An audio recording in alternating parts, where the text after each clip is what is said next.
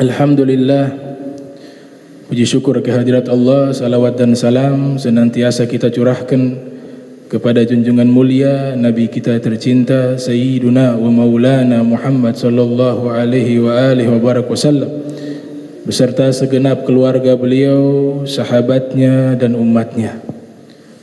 Qala muallif rahimahumullah, aksamun najasatil ma'fu anha arba'ah. Al-awwal ma yu'fa anhu fi thawbi wal ma'i wa huwa ma la yudrikuhu tarf. Al-thani ma yu'fa anhu fi thawbi dunal ma' ka qalilid dam. Al-thalis ma yu'fa anhu fil ma' duna thawbi al-maytatu allati la dama laha sa'ilun ka dhubabin wa namal. Ar-rabi' ma la yu'fa anhu mutlaqa baqiyatun najasat. Kita sampai ke pembahasan jenis-jenis najis yang dimaafkan.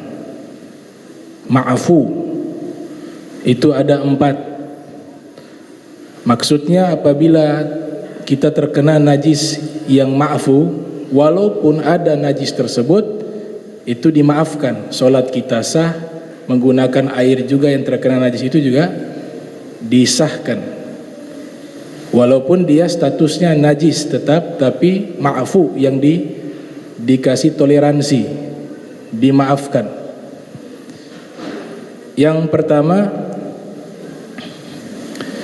ma yu'fa anhu fi thawbi wal ma'i wa huwa ma la yudrikuhu tarf,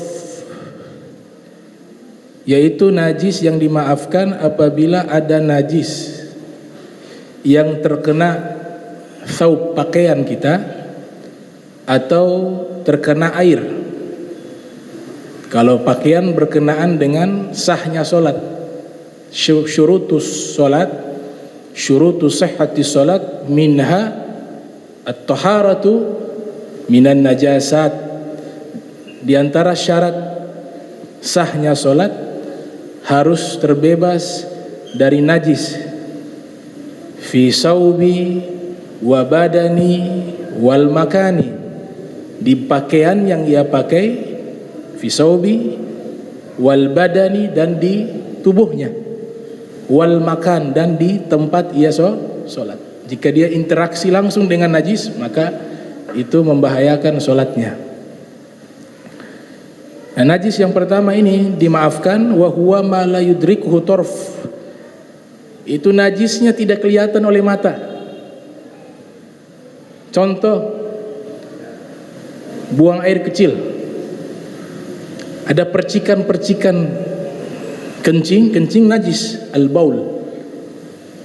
Tapi percikan ini begitu kecil sehingga tidak kelihatan, padahal ada. Nah, itu ulama ahli fikih menamakan dengan an-najasatu ma'nawiyah, najis ma'nawi. Ada an-najasatu hissiyah, najis yang konkret yang bisa dilihat oleh indera. Jadi seperti juga ada hewan bangke kan yang suci hanya 3, manusia, belalang, ikan. Selain daripada itu, apabila mati namanya bangke. Sudah dijelaskan di pertemuan lalu. Nah, karena hewan ini begitu kecil, tidak kelihatan, maka dimaafkan. Ma'fu. Jadi segala najis yang tidak dilihat oleh indera mata kita, itu dinamakan najasatul ma'nawiyah, dan status hukumnya dimaafkan karena sulit untuk diketahui. Itu. Yang kedua, ma yu'fa anhu fi thawbi dunal ma' ka qalilid dam. Najis yang dimaafkan apabila ada najis yang terkena baju, najisnya seperti terkena darah. Darah hukumnya najis. Tapi dia kena pakaian kita, darah tersebut, atau darah itu ada di tubuh kita. jerawat lagi sholat tahu-tahu keluar darah atau bisul dan sebagainya. Nah, hukum sebenarnya darah najis, tapi ketika saat itu dimaafkan. Ada kitab fatwa, Al-Fatawa Al-Hadithiyah, fatwa kontemporer, disusun oleh Al-Imam Ibnu Hajar Al-Haytami. Nah, beliau bilang darah tersebut dimaafkan jika tidak terlalu besar melebihi ukuran koin yang sedang. Koin yang sedang. Koin ada yang besar, ada yang sedang. Kalau dia melebihi itu, maka tidak dimaafkan darah tersebut. Tapi kalau kurang dari itu, dimaafkan. Jika mengenai pakaian, atau ada di tubuh kita, atau ada di tempat sujud kita. Sejadah misalnya ada bekas darah, tapi kecil, tidak melebihi ukuran koin dan sudah mengering dia. Ya. Kalaupun dia basah, kalau sedikit seperti itu dimaafkan. Kurang dari ukuran koin yang sedang. Namun darah ini tidak dimaafkan jika kena air untuk kita gunakan wudu atau mandi janabah, nggak bisa. Dia hanya dimaafkan ketika terkena pakaian tubuh kita atau tempat kita sujud atau tempat kita sholat. Itu. Yang ketiga, ma yu'fa anhu fil ma duna thawbi al-maitatul lati la dama laha sa'ilun kadzubabin wa namal. Kalau yang ketiga terbalik, dia dimaafkan hanya di air saja, tapi kalau di pakaian, di tubuh kita tidak dimaafkan. Apa itu? Bangkai hewan yang tidak memiliki darah, seperti cicak, seperti lalat, seperti laba-laba, seperti semut, itu tidak memiliki darah. Ketika dia mati, bangkai. Nah, kalau ada di tubuh kita hewan-hewan tersebut, walaupun dia serangga kecil, tapi dia sudah mati, maka najis yang seperti ini tidak dimaafkan ketika orang itu terkena di pakaian, badan, atau di tempat sholatnya. Makanya ketika ada di sejadah, misalnya kita lihat ada bangkai semut, itu harus dibersihkan terlebih dahulu, karena dia tidak dimaafkan di 3 tempat tersebut: pakaian, badan, dan tempat sholat. Namun dia dimaafkan di air. Kita ambil air, walaupun air itu air sedikit, sudah ada bangkai di situ, bangkai semut, sudah ada cicak mati di situ. Kita angkat, bersihkan airnya, walaupun kurang dari 2 kula, itu masih bisa dimaafkan dan digunakan air tersebut, selama dia tidak berubah airnya. Tapi kalau semutnya banyak sampai merubah warna airnya, maka tidak dimaafkan. Karena air sedikit itu ketika kejatuhan najis, dia tidak perlu melihat, hukum dasarnya tidak perlu melihat lagi dia warnanya berubah atau tidak. Selama air sedikit kejatuhan bangkai atau najis, dia menjadi air mutanajis yang tidak bisa digunakan bersuci. Berbeda dengan air banyak, harus melihat dari 3 aspek tadi. Berubah tidak warnanya, rasanya berubah tidak, baunya berubah apa tidak, itu. Namun dalam perkara najis hewan-hewan yang tidak memiliki darah, itu dimaafkan dengan syarat bukan kita yang menyebabkan bangkai itu jatuh ke air. Ada cicak dilempar, mati cicak, jatuh ke dalam kolam air, airnya air sedikit, maka ini tidak dimaafkan. Dia tetap tidak boleh digunakan air tersebut. Jadi dia matinya sendiri, bukan karena sebab kita. Yang keempat, mutlak najisnya tidak dimaafkan. Yang keempat, najisnya tidak dimaafkan, yaitu baqiyatun najasat, seluruh najis-najis yang lain itu tidak dimaafkan selain yang dijelaskan oleh muallif. An-najasatul lati tathhar bil istihalat. Kemudian masuk di bab baru, ada najis-najis yang awalnya dia najis, tapi dia menjadi suci dengan perubahan kimiawi secara alamiah, atau menggunakan zat. Di sini ada khilaf.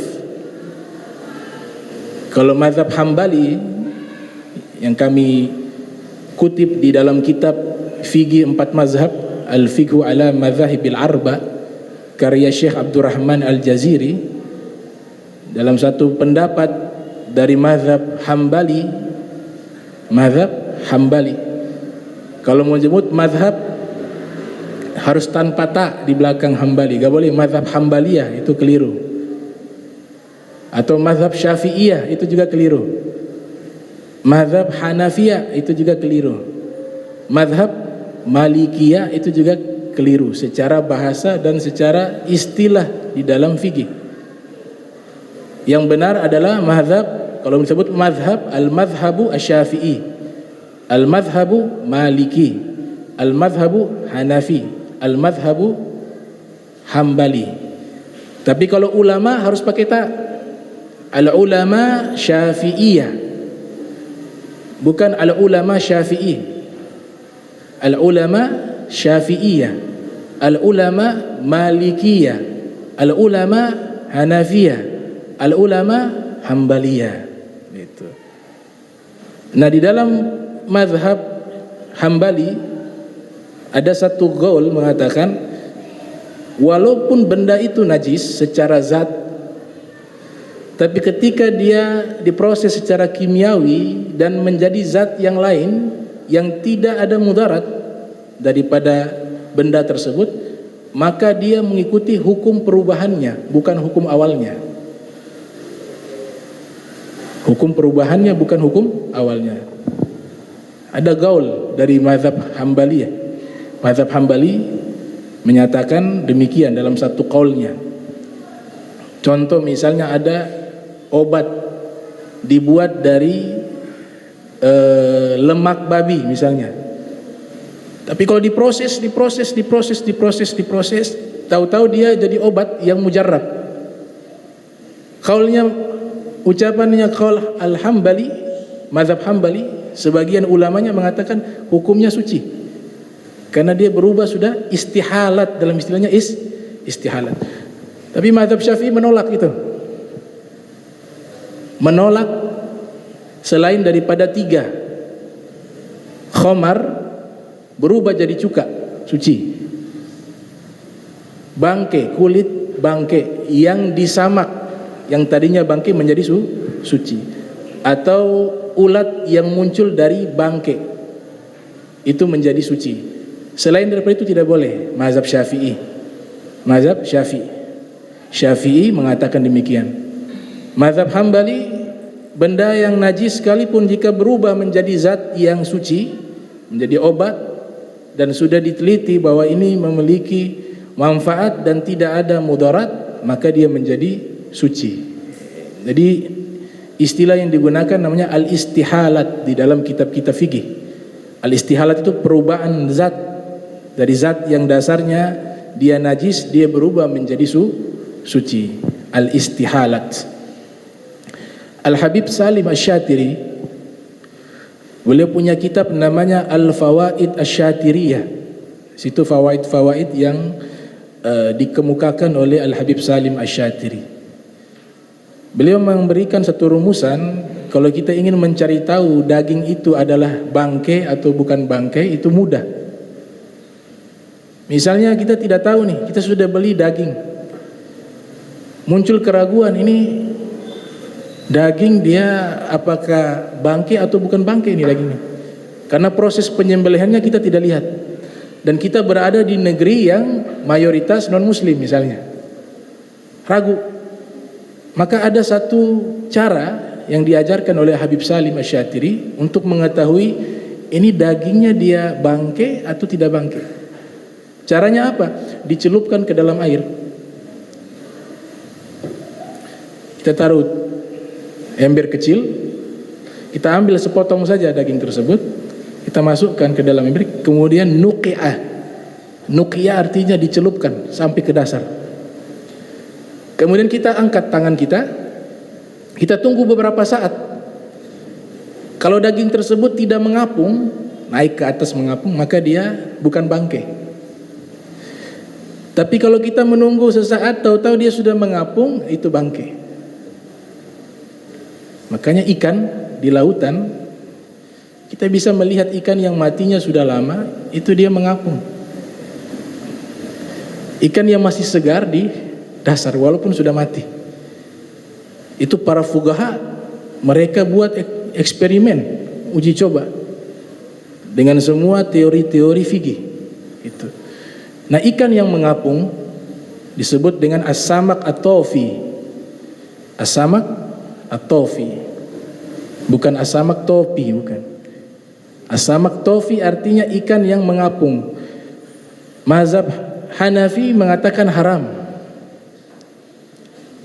Mazhab Hanafi mengatakan haram mengkonsumsi ikan yang jika diletakkan di air atau kita dapatnya di lautan, dia sudah mengapung.